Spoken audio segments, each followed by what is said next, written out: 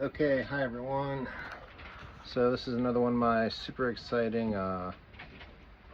Hebridean Windvane how-to videos where I'm trying to fill in information that Ian didn't have in his excellent how-to. Just little tips and stuff on how to work with vane. So I have over here the parts for the Windvane. Almost completed. Everything is basically drilled through, potted, it's just ready for the final connection. I've got all the hardware on the pendulum now. This is all ready to roll. I just have to paint this with anti-foul, but there's epoxy and 3 layers of fiberglass on this guy. This guy's good to go. Trunk is done. We just have to put all the bolts and such through it. Bolt them down with the nylocks.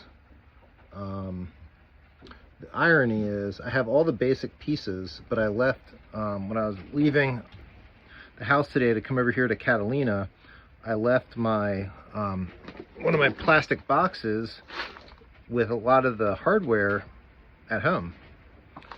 So I have all my nuts and nylocks and stuff that come with it over there, lock nuts. And then I have all this American extra stuff that I have off of different boats. And then I left a lot of my other fasteners at home. But since this is in keeping with the spirit of the Windvane, the Hebridean, I think I can put the whole thing together with the few pieces that I did bring, plus my extra hardware. That's the beauty of this thing, right? Is you can work on it pretty much anywhere. So I'm going to try to prove that this weekend.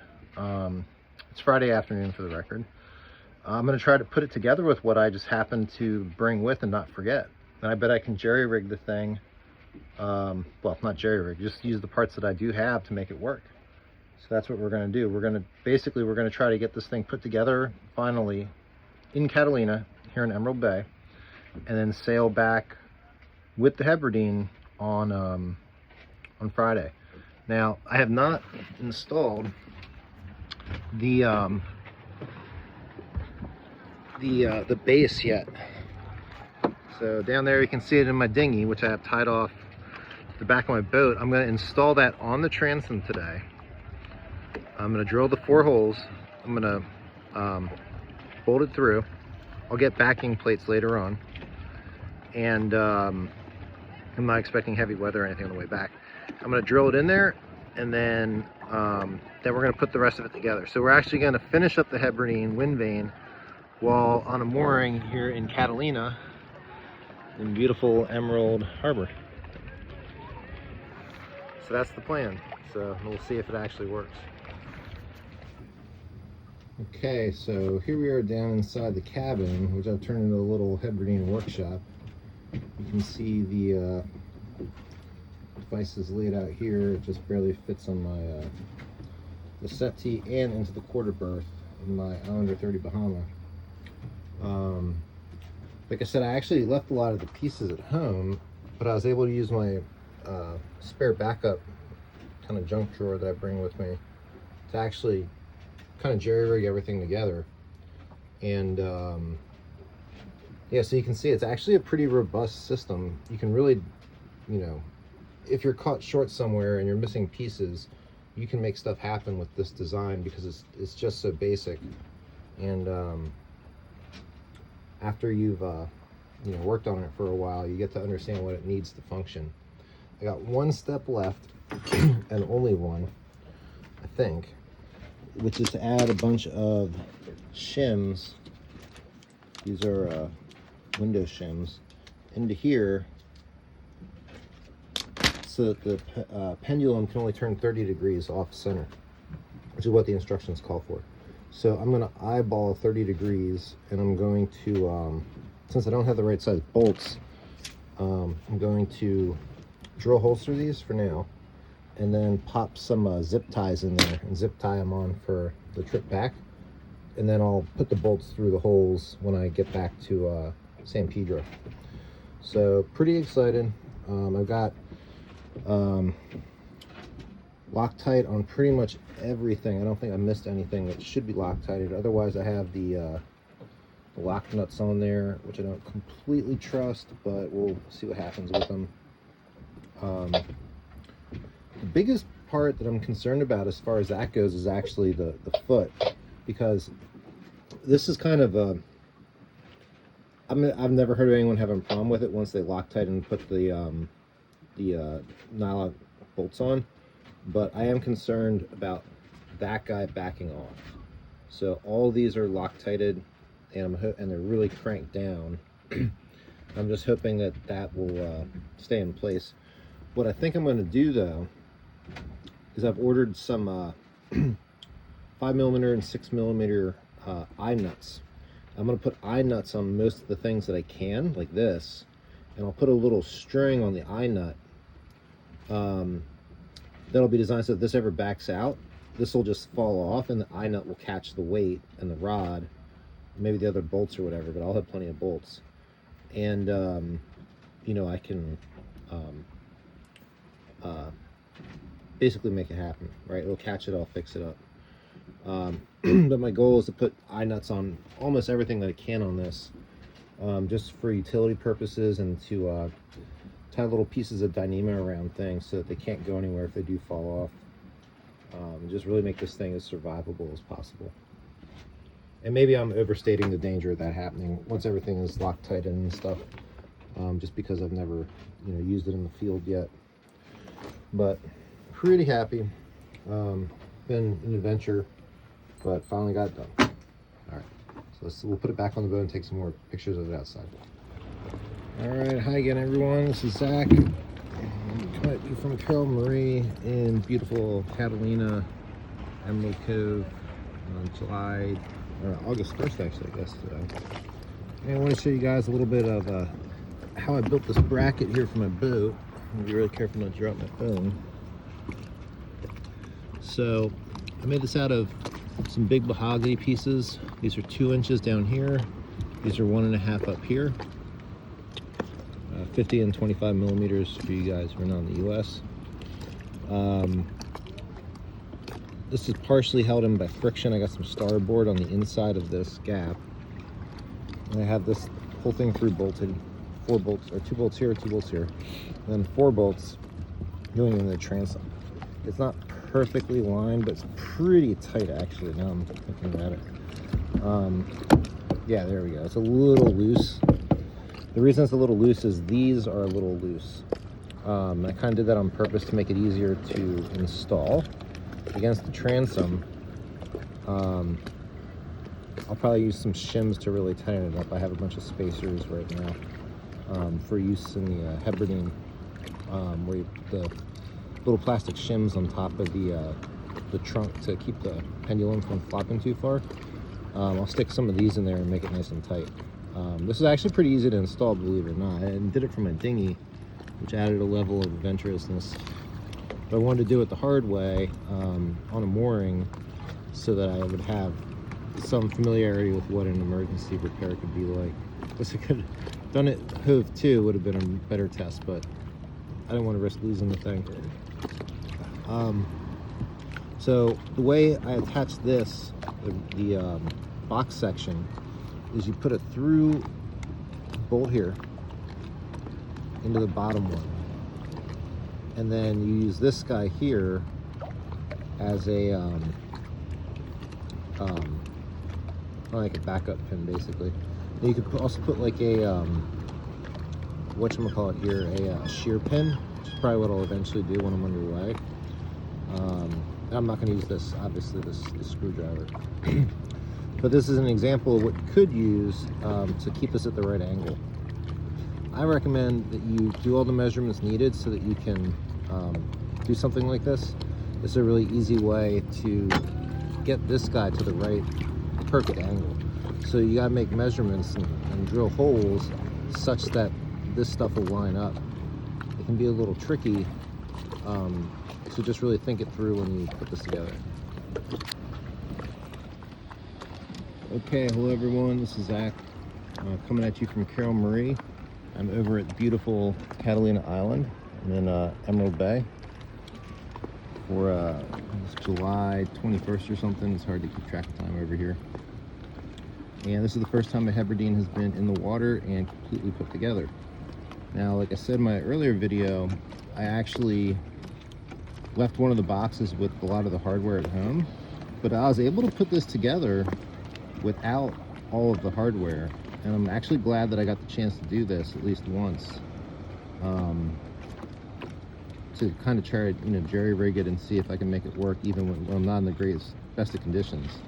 And it absolutely came together, even though I was having to swap out pieces and kind of think creatively. You'll see the gudgeons on the trunk are currently, one of them is on with zip ties and a screw in the middle, and it actually seems pretty firm. I bet that would actually get me back to Catalina at least if something really gnarly happened, or if something broke and you didn't have a repair. So I think it'll actually work. Let's see here. You'll see down there I got some of the varnish in the water. I don't like that. But this is also not completely plumb the way it's supposed to be. The main push rod is not square with the water, which is supposed to be.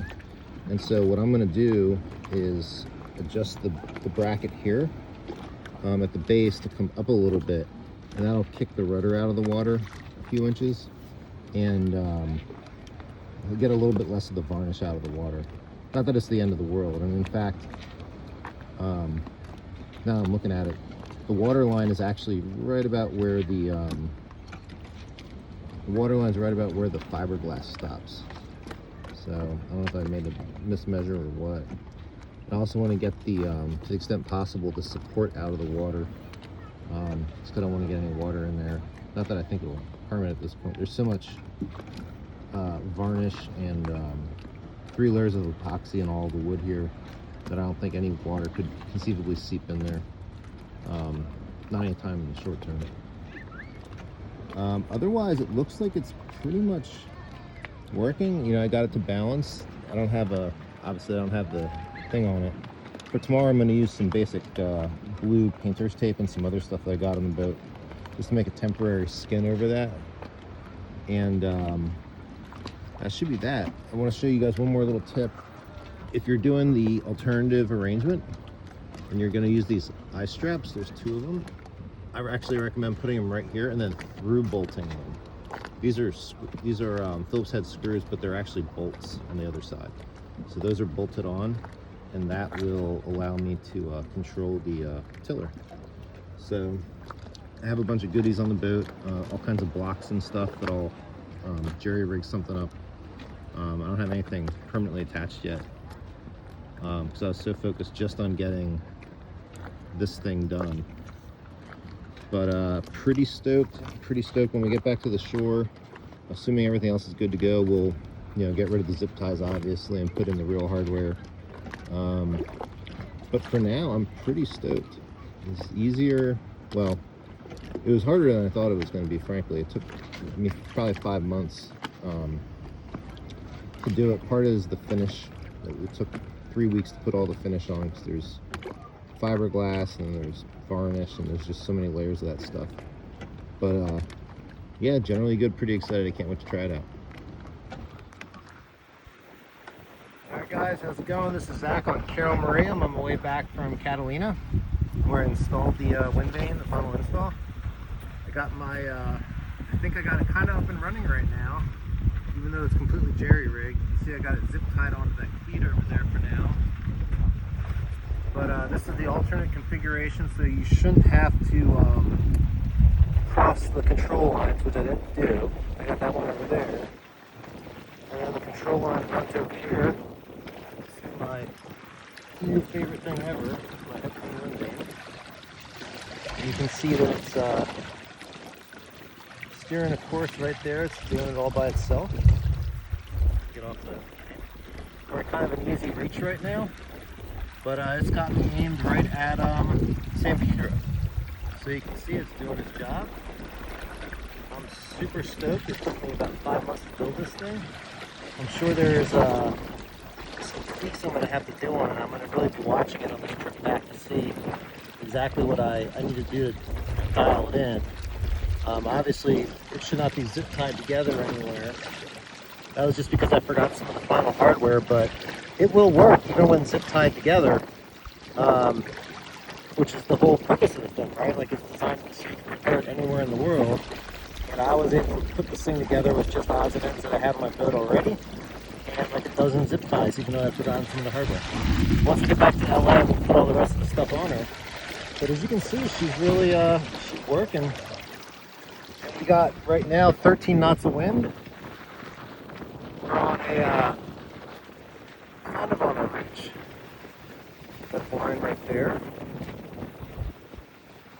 And I just threw a double clove hitch onto the tiller there, and literally it was all just jerry-rigged. I just had that stuff in my sail harbor bag that I keep on the boat, and you know, I'll permanently attach some of it, but it seems like those are the good positions for everything.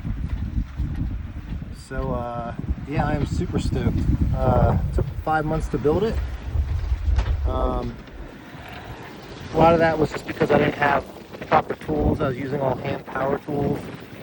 I mean, you can even see, like right now I got a screwdriver shoved in there for spacing because I, you know, didn't have the right hardware with me. I'll fix all that up. I got some window shims in there to give me the right angle. But you know, she's really moving along. If any of you guys do the alternate setup, by the way, I recommend what I did is here, I through bolted the eye straps right there. That's I think the best way to do that. You can see that's coming on the pulpit there. I'll fix that somehow when I get home. It just has to do with the way it's routed right now. It's really cheesy the way it is. All this extra string, by the way, is just I didn't have the right stuff. This is to restrain the vane at so it can't go more than 45 degrees off center, which is what you want. But you can see that vane right there, man. It's like solid. It's just, you know, it's flopping a little bit to correct, not too bad. It's a little over-correcting right now, so I'm going to throw the jib out. I think if I get the jib out and trim the sails a little better, it'll kind of center itself up, which I think would indicate that it's right now. It's kind of, I think there's some weather helm on the tiller that it's fighting, and although truth be told, there's not a lot of tension on this guy, so maybe that's not really the case. You know, I mean, it's yeah, there's not a lot of tension on that at all. It's just kind of holding the boat where it's supposed to go. And we're going a little bit further north than I want, so I'm going to go adjust everything and see if I can get us back over at St. Peter. But I'm pretty stoked with the Hebridean Windvane right now, for sure.